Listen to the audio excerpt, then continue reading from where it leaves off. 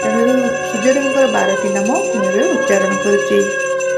ଓମ୍ ମିତ୍ରାୟ ନମଃ, ଓମ୍ ରବୟ ନମଃ, ଓମ୍ ଭାନବେ ନମଃ, ଓମ୍ ଖଗାୟ ନମଃ, ଓମ୍ କୁଷାଣେ ନମଃ, ओम अर्काय नमः, ओम मारीचाय नमः, ओम आदित्याय नमः, ओम सावित्रे नमः, ओम भास्कराय नमः, ओम हिरण्यगर्भाय नमः, ओम सूर्याय नमः।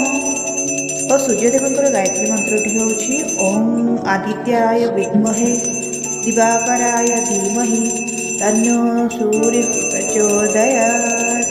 ତେବେ ଦର୍ଶକ ବନ୍ଧୁ, ପ୍ରତ୍ୟେକ ଦିନ ସୂର୍ଯ୍ୟଦେବଙ୍କୁ ଅର୍ଘ୍ୟ ଦେଲାବେଳେ ସୂର୍ଯ୍ୟଦେବଙ୍କର 12ଟି ନାମ ଜପ କରନ୍ତୁ ଓ ଆପଣଙ୍କର ମନସ୍କାମନା ସର୍ବସିଦ୍ଧି ପୂରଣ ହେବ।